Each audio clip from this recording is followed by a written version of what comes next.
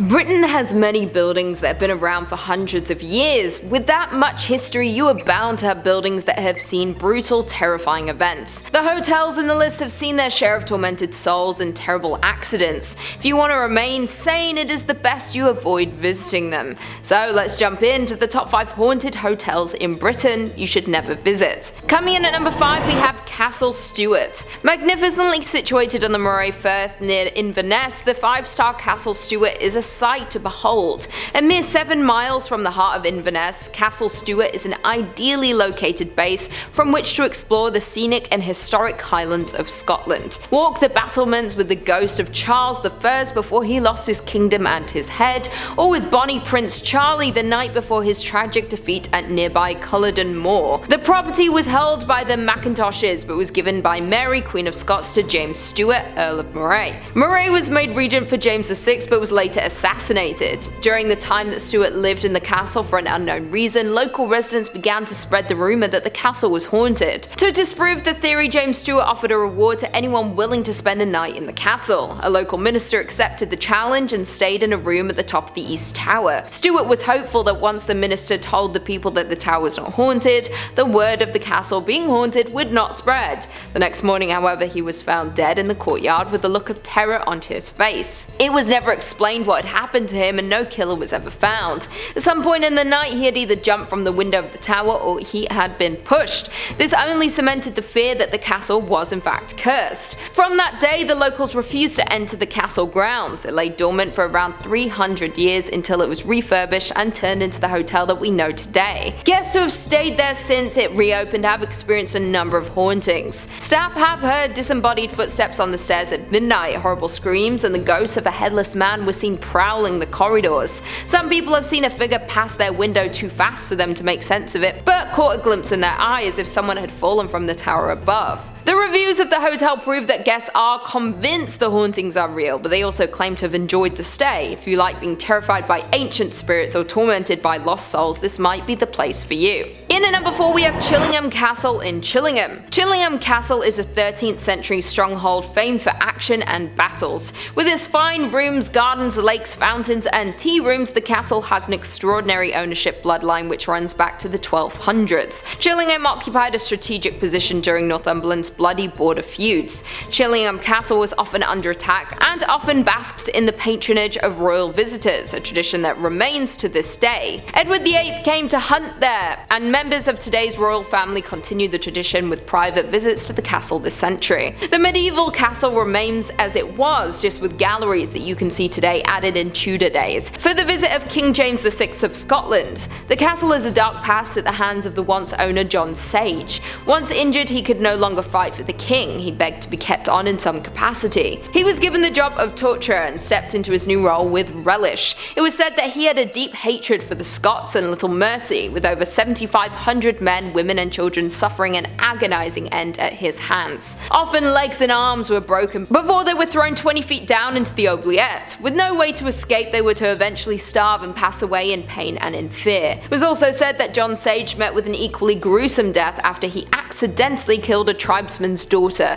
that he had been in love with. The father exacted his revenge and John was executed at Chillingham, with parts of his body being taken as souvenirs, a fitting end to a life dedicated to such cruelty. One of the most famous ghosts is the ghost of the Blue Boy, often witnessed by flashes of blue light or halo. These sightings settled down when 2 skeletons, one of a man and the other a young boy, were uncovered during renovation work. They even found documents with the remains dating back to the Armada. Who they were and why they were hidden remains a mystery. Some of the smaller hauntings guests reported including footsteps being heard walking around the rooms and the taps turning on by themselves. Another common sighting includes those of the Lady in White, who, after suffering from being poisoned, begged guests for water in the pantry. These are just a couple of the ghosts and hauntings around the castle. If you're brave enough to investigate, you might find a few more. In at number 3, the Swan Hotel in Suffolk. This luxury 4-star hotel is set in the middle of the historic Tudor town of Langham. In the heart of Suffolk, its oak-beamed interior makes for a cozy feel, giving guests a sense of stepping back in time. It's said that a housekeeper who once lived there back when the hotel was a thriving coaching inn back in the 19th century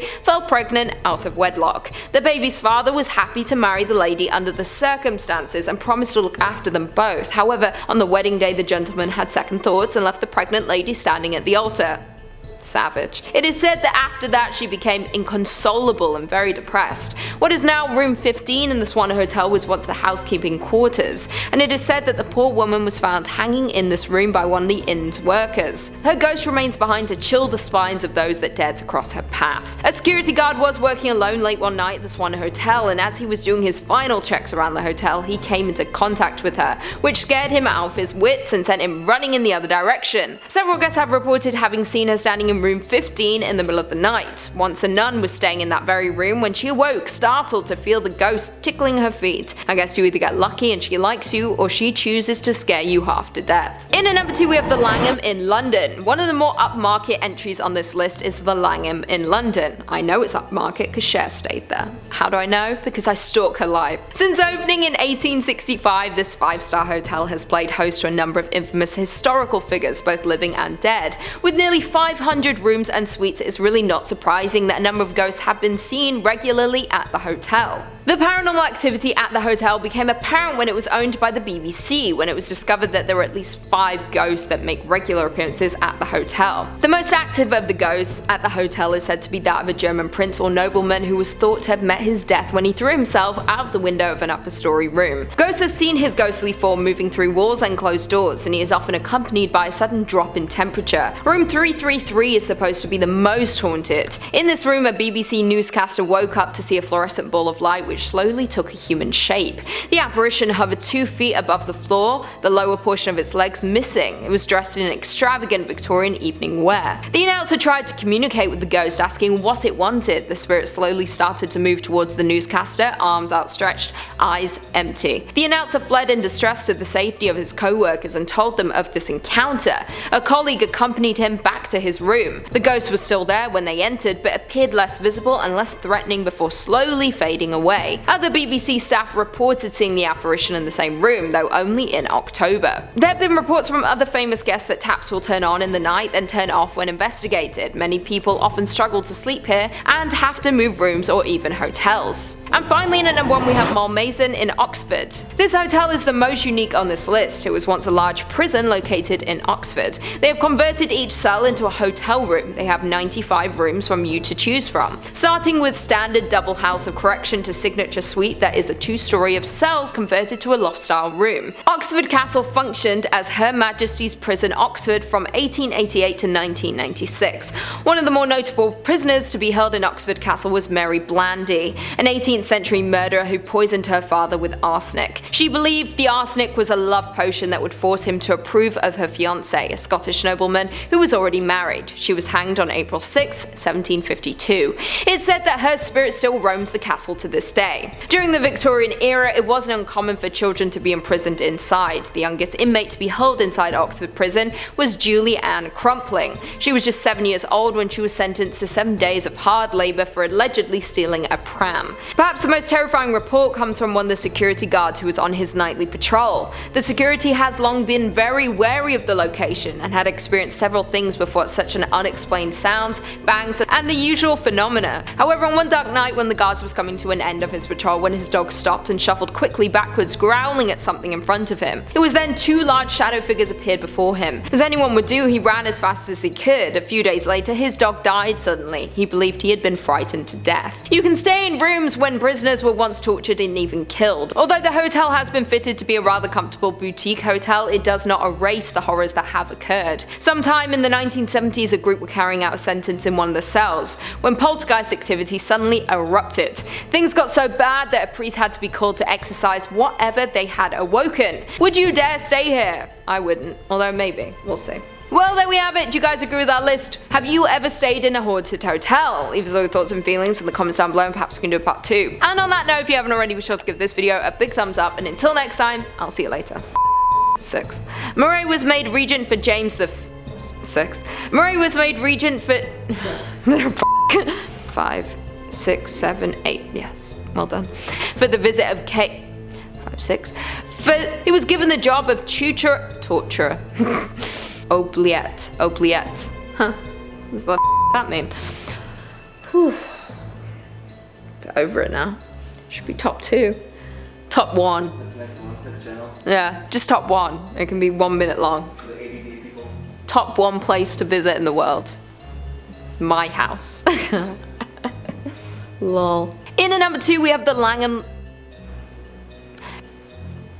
Hold on. Everyone leave me alone. Oxford Castle functioned as Her Majesty. Oh my god.